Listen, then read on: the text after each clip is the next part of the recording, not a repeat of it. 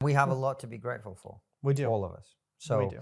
that's really, I think, a message that's helpful for all this stuff that we're talking about. Because if you think about, if most people in society were happy about what they have and grateful for it, would we be having these conversations? Would we be fighting over stuff all the time? And look, of course, not everyone is in a good place. But I think a lot of the way you feel about life is down to your attitude. Yeah. And the direction you feel you're traveling in. Mm-hmm. And a lot of that, people want to outsource responsibility for their life to other people or to the government or whatever. No. Bad idea. 95% of your life has nothing to do with, if you live in the West. Yeah. This is the difference. And this is why the West is valuable. Because if you live in Russia or if you live in China, a lot of your life is controlled by the government. Yeah. Right. Or your local government. You have to reckon with that in a way that we really don't. Most of your life is down to you.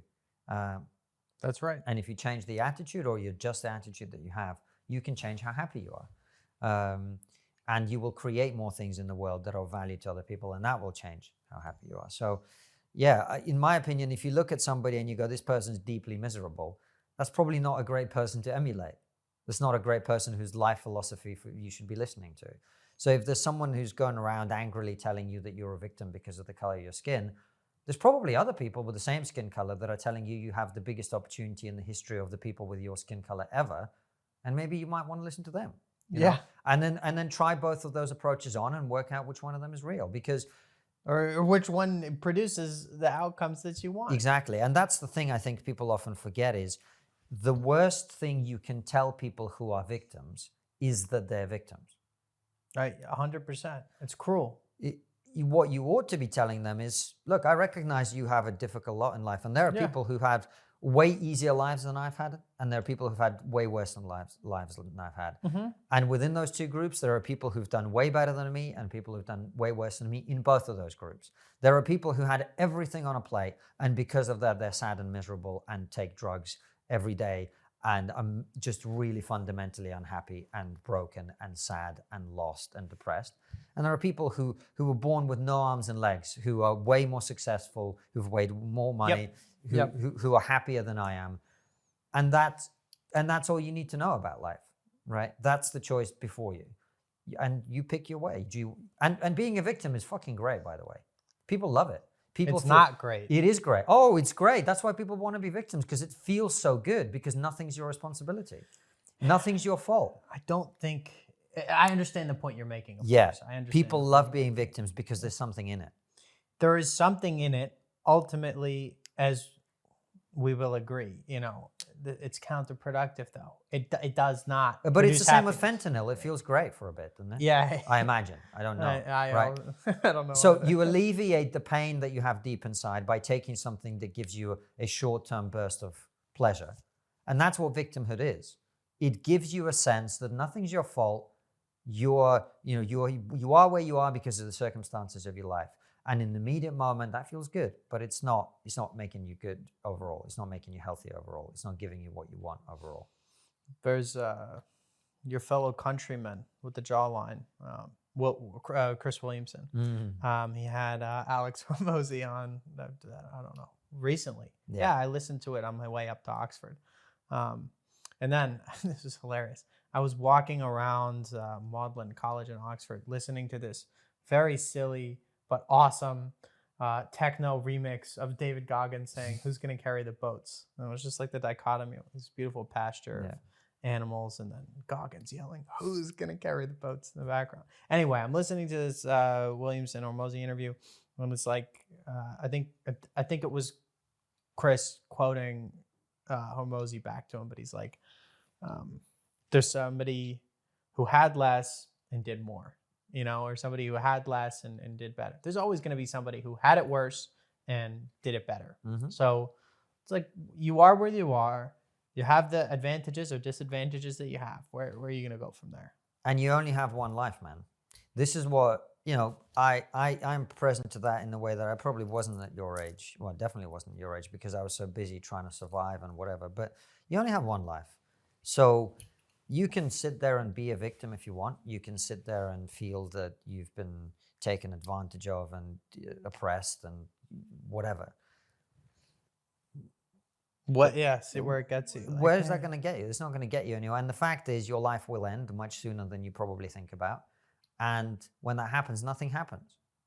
Nothing happens. Yeah. Right? Look, you can have your religious belief about the afterlife, and that's great. But in this life, nothing happened when you die. Your closest relatives will miss you, and that's it. And that's it. All the people who are quote unquote your haters, they're going to forget about you, and all the people who are big fans of yours will be sad that you're gone. But ultimately, nothing happens. So you might as well make the most of it. You might as well go for it. You might as well do what you believe. You might as well say what you think. You might as well be the kid at the back of the class and say, you know what, I don't believe this. I've only got one life, so you've got to be true to yourself. And being a victim isn't being true to yourself for anybody, even the most victimized people ever. It still doesn't help them. It still doesn't make their life better. And we've had people who've been through way more than I have. We've had people who've been gang raped sitting in that chair saying exactly the same thing. You have to overcome. You have to make it through. You have to be strong. You have to blah, blah, blah. And there's no getting away from that. And by the way, this is a message that is thousands of years old. We're not inventing the wheel here. No, we're not. Human beings have known this for thousands of years. You want to wallow in victimhood, go for it. And I agree with you, you're a victim. You are, because everyone is in some way. Is that going to help you be a better person and live your life in a happier way? Well, look around. I think there's two camps here. There's one camp of people who, and this is a small minority. This is a very small number of the victim mongers and the global victim community, the victimhood professing community, who genuinely believe that they are, words like justice get thrown around, words like fairness, equality get thrown around. And I think there's a very small number of people who have thought really hard about these issues and who say, this is unfair, this is unjust, I am oppressed and people who look like me are oppressed, and given the values for which the country I live in claims to stand, this is wrong, and I am going to dedicate my life to the political project of attempting to ameliorate the very negative circumstances that are unjustly and immorally being imposed on me and people who look like me. And that is a wonderful cause. That is a wonderful cause. I totally agree. There have been some very abhorrent leaders who needed to be removed. There has been very abhorrent policies that needed to be rolled back or eliminated altogether. Mm-hmm. That's a noble cause, okay? Mm-hmm. I think that is a tiny minority of the global victimhood community. Mm-hmm. Yeah, I think that if that's you, more power to you. I'm glad that you thought about this, and I'm glad that you're fighting for a worthwhile cause.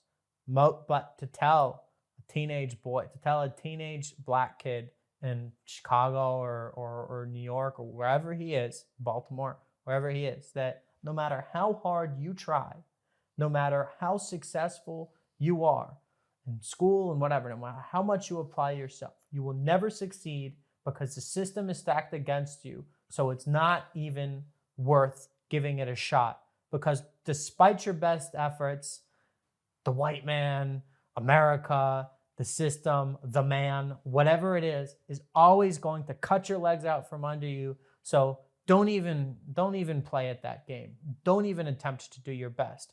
Just give it all up. This is not a fight worth engaging in. That's cruel. That's not fair to this kid. That is not something that somebody who's genuinely interested in the human flourishing of this kid would tell them. So I think there's a distinction to be made between these two camps. I agree.